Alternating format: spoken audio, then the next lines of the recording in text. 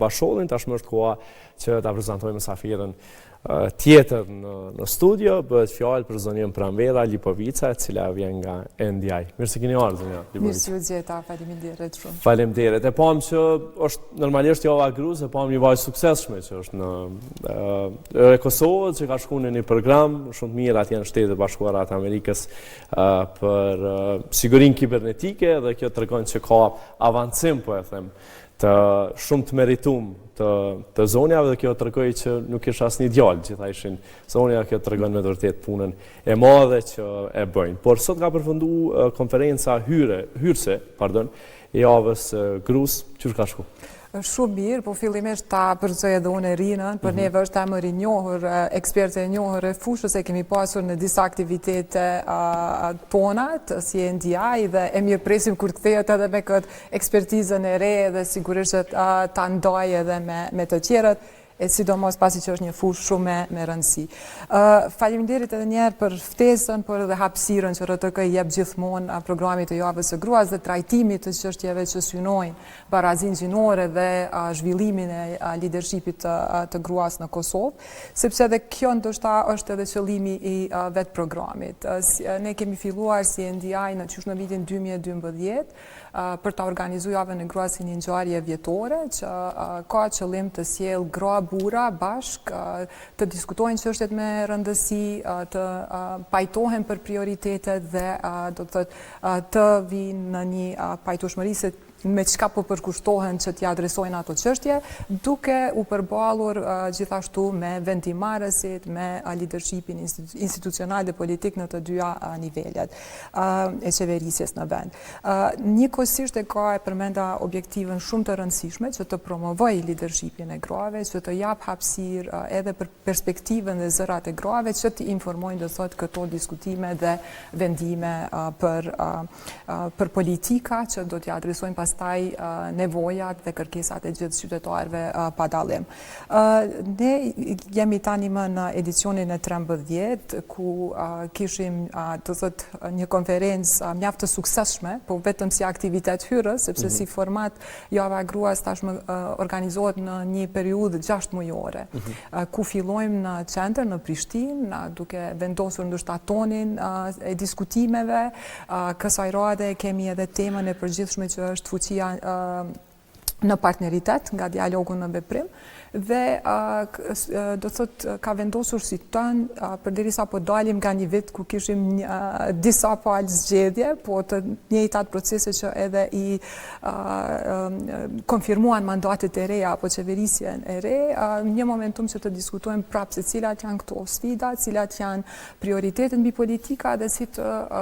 diskutojmë për të lehtësuar një koordinim më të mirë në mes të dy niveleve të pushtetit, pra për të kthyer kjo që të adresohen, do të thotë, edhe të zgjidhen nevojat edhe çështjet që qytetarët kanë. Ne do të vazhdojmë, do të thotë, pas konferencës edhe me disa aktivitete tjera,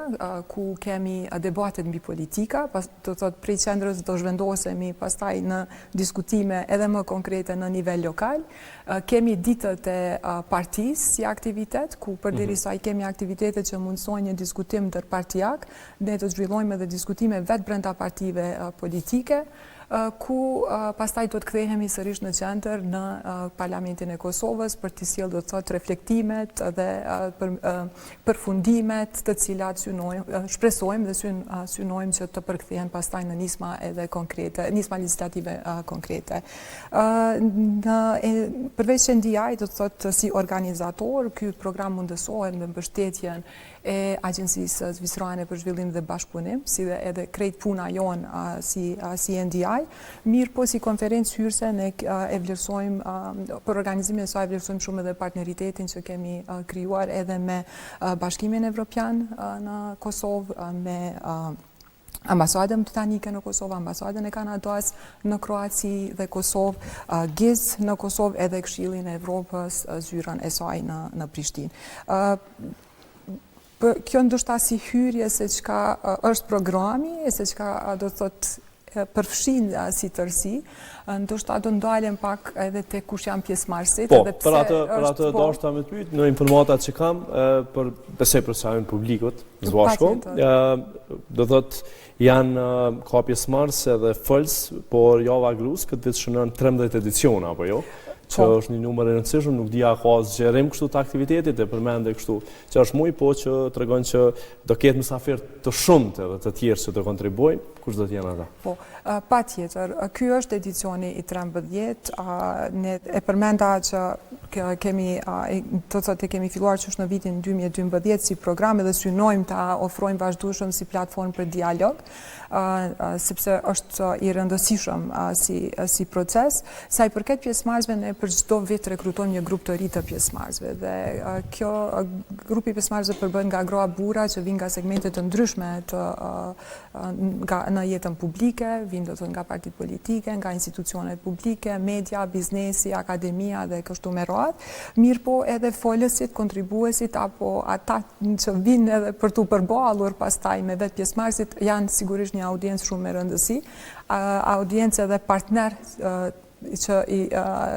i konsiderojmë, sepse kemi qenë vazhdimisht, do të thotë qysh prej fillimit të rrugtimit të javës së gruas në edicione të ndryshme me pjesëmarrje, do të thotë të ndryshme në kapacitete të ndryshme. Këtë e tha edhe në fjalën e saj edhe vetë presidentja Osmani, pasi që kishte edhe adresimin kryesor që e vlerësoi si një platformë që i ka dhënë asaj dhe të gjitha grave, do të thotë zë si platformë për dialog dhe ky është synimi, do të thotë pa marrë parasysh se në çfarë synime do të thotë kanë ose në cilin rol janë gratë, kjo edhe burrat të jetë një platformë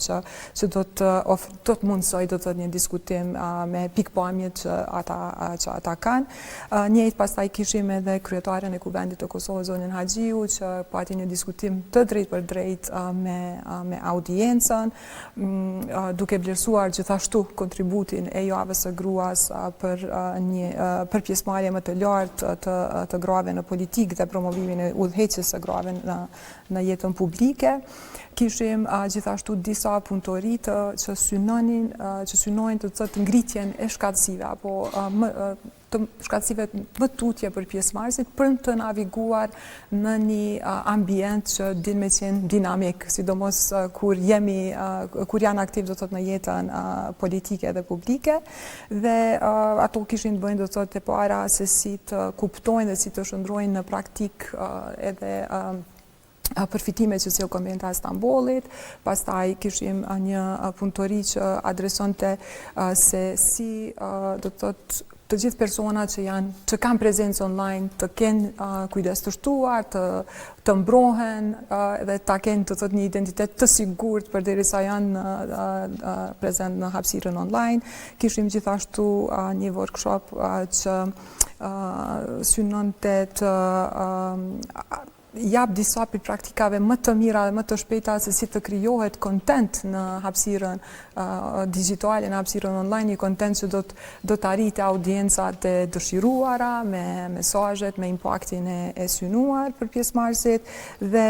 një workshop tjetër me shumë rëndësi i dizajnuar në atë formë që të mbledh direkt se cilat janë pritjet dhe synimet e vetë pjesëmarrësve që t'i adresojnë ato pastaj si çështje në aktivitetet e tjera. Unë e përmenda ne do të kthehemi pastaj në nivelin lokal, ku bashkë me kryetarët e komunave respektive do t'i organizojmë këto aktivitete dhe do të adresohen pastaj direkt këto çështje. Dhe do ktheheni në fund Prishtinë. Dhe do kthehemi sigurisht në fund në Prishtinë. Mirë, ka ose e vreni ndoshta edhe nga përvoja juaj kështu vit mas viti që gratë dhe vajzat e reja angazhohen në politikë dhe keni ju program të veçantë të shtyrjes së tyre drejt politikës, drejt kontributit të tyre direkt, jo vetëm indirekt, po direkt në politikë. Dhe besoj ndoshta nuk po e them kështu për statistik, po ka rritje të numrit vit mas viti. Ne jemi, do të thotë, në Kosovë qysh prej vitit 99 dhe kemi zhvilluar programe të ndryshme që kanë synuar, do të thotë, avancimin e statusit demokratik të vendit dhe ende, do të thotë, programe që sjellim ndërtohen mbi atë vlerësim, do të thotë, mbi atë do të thotë mbi statusin aktual dhe Ne jemi duke zbatuar aktualisht një program që synon të pajis apo të punoj direkt me leadershipin e institucioneve publike, qeverisëse dhe politike për të ofruar një qeverisje që është gjithëpërfshirëse, që është llogaridhënie dhe që ka gjithashtu synim agjendën apo barazin gjinore. Avancimi apo pjesëmarrja e grave në politik është shumë e rëndësishme sepse një demokraci nuk mund të zhvillohet ose nuk mund të jetë e mirëfillt pa pjesëmarrjen e të gjithë qytetarëve, pa pjesëmarrjen e pikpamjeve të gjithë qytetarëve, andaj përfshirja e grave është shumë e rëndësishme. Edhe këtu kur jemi të përfshirja, ne sigurisht përveç pjesëmarrjes në numra, duhet të synojmë patjetër një përfshirje që është përmbajtësore, që është domethënëse që vjen me influencë. Kur jemi te numrat, ne gjithashtu kemi kemi progres, do të thotë nëse shohim përgjatë gjithë këtyre viteve. Kolegja ime Agnesa Fezullau edhe dha një pasqyrë të shpejtë, nëse mundem të thënë se ku qëndrojmë aktualisht me sa i përket përfaqësimit të grave në dy nivelet e qeverisjes. Dhe nëse i marrim vetëm i shohim numrat nga zgjedhjet që kishim në vitin e kaluar, ka disa momente ku mund t'i njohim si progres. Dhe ndoshta vetëm shkurtimisht kemi vërejtur që në listat e kandidatëve për zgjedhjet lokale ka vazhduar trendi pozitiv për të pas më shumë gra si bartëse të listave. Do të thotë partitë politike kanë bërë një reflektim dhe e kanë siguruar këtë pozicion për gratë. Pastaj kemi pa gjithashtu një rritje edhe pse e vogël, po prap një rritje e numrit të grave kandidate për zgjedhjet lokale. Kemi minimum 10 komuna të Kosovës që kanë përfaqësimin apo kanë arritur të zgjedhin gra mbi 40% sa i përket trupës së tyre të përfaqësuesve në asamble.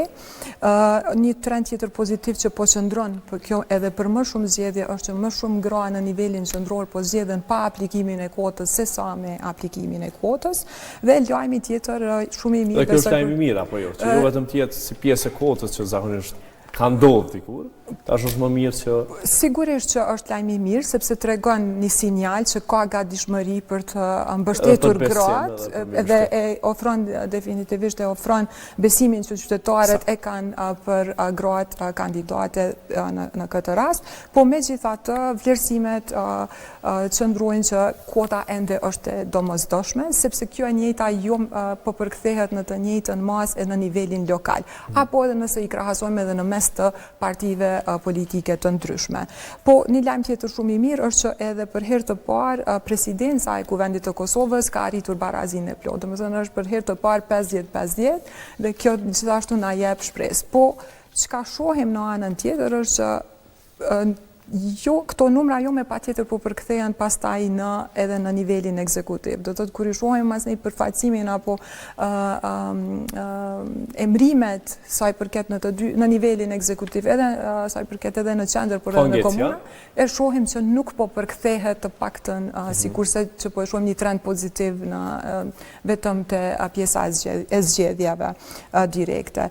Kjo ndoshta. Po ne si NGI kemi, do të thotë, në programin aktual synojmë dhe punojmë direkt për të sjellë, inkurajuar më shumë gra që të kyqen në politikë, të përgatisim apo të ofrojmë mundësi që ato të përgatiten vazhdueshëm për të qëndruar në politikë dhe në proceset politike në përgjithësi. Punojmë pastaj me partitë politike për të ndikuar në një përmirësim të hapësirës, do të thotë, në momentin kur këto gra të vinë në politikë të gjeni hapësirë më miqësore, një ambient më miqësor që do të thotë për të ushtruar aktivitetin e tyre brenda partive politike, si dhe ofrojmë apo vazhdueshëm mundohemi të sigurojmë edhe evidencë të dhëna të cilat pastaj do t'i kthejmë prapa te këto gra që kanë, do të thotë, detyra apo pozita të caktuara qoftë në parlament, qoftë në ekzekutiv në nivelin qendror, qoftë edhe në nivelin lokal, për t'i përdorur ato dhe udhëhequr për të sjellur politika që ju përgjigjen interesave të qytetarëve. Libovica diçka që është shqetësuese dhe që faktikisht ose fatkeqësisht ka ndodhur është edhe gjua ndoshta bullizuese dhe linçuese ndaj grave në politikë, është diskutu kjo pjesë edhe sa është shqetësuese për juve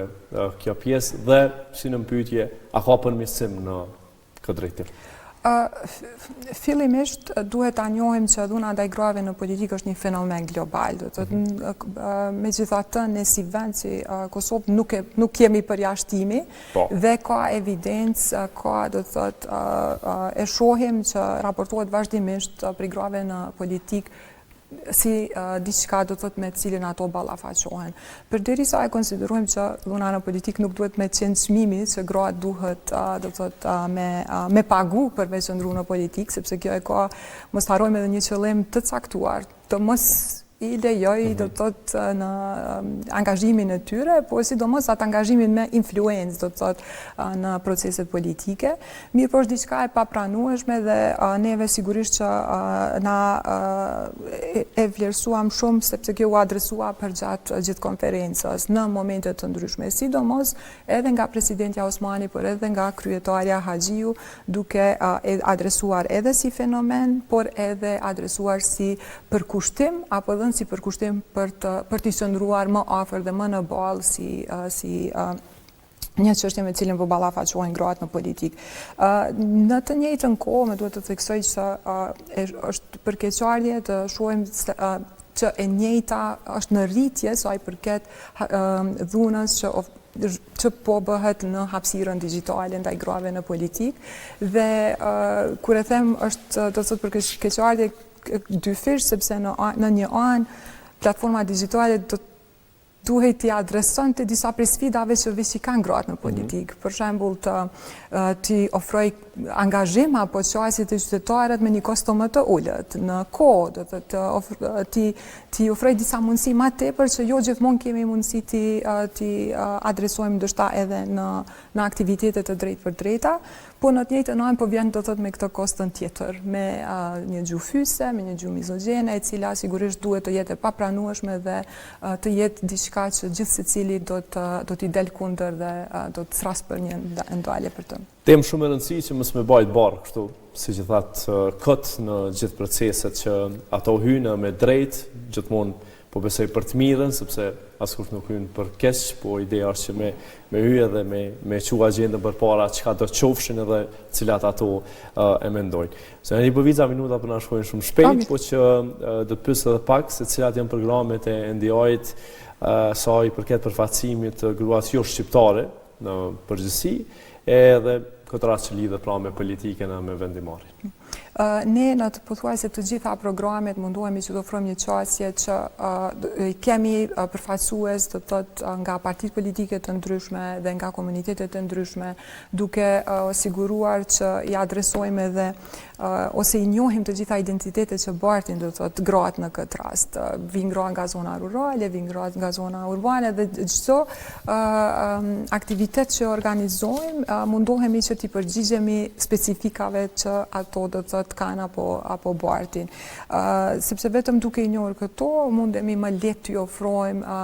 diçka që do t'ju hyjë në punë më tepër edhe do t'ju lehtësoj atyre angazhimin më të madh. Po sigurisht përveç kësaj, përveç aktivitete apo programe që I zhvillojmë në një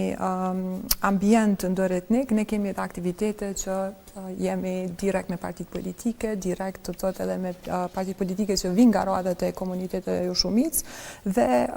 mundohemi do të thotë që të punojmë edhe me këtë qasje të drejtë për drejtë me ata. Megjithatë, duhet ta theksoj që përderisa janë sfida të njëjta me cilat ballafaqohen si gratë nga komuniteti shumicë po edhe nga jo shumicë, ndoshta duhet të them që janë më të thelluara apo janë më rezistente për gratë që vinë nga komunitetet jo shumicë. Se në Lipovica që s'ku marru diçka me shtu ose me të pyet, unë të falenderoj shumë për kohën, po para se të ndahemi e përmende që programi do të vazhdon, kur do të jetë po e them kështu, koha më e afërt kur këto aktivitete do të vazhdojnë. Si është agjenda në përgjithësi? Faleminderit shumë. Ne në maj synojmë do të që vetëm të dalim në teren në aktivitetet me komunat, saj përket do të thotë aktivitetit të javës së gruas, përderisa jemi vazhdueshëm aktiv me partnerët tonë në nivel lokal dhe sigurisht partnerët tonë do të na shohin edhe më shpesh. Mirë po, ne juftojmë edhe që t'i ndisni ato aktivitete, shpresoj që të jetë kjo e mundur, sepse konsiderojmë që janë tema shumë e rëndësi për t'i ofruar do të thotë një publikut më të gjerë që t'ju vim do të thotë në pak të tyre sfidave që po ditë me qenë do të thotë me një rezistencë më të madhe se që kishim pas dëshirë. Faleminderit. Kaq. Mirë, unë ju falenderoj shumë, ka shumë graci që sot ju pata në studio, po shpresoj shumë që në këto aktivitetet vi edhe personalisht, dhe t'i përcjellim nga afër, edhe pse jo edhe herën tjetër të takohemi dhe të vazhdohet kjo punë e mirë që ju bashkë me komunitetin po e bëni. Faleminderit. Faleminderit. Faleminderit shumë.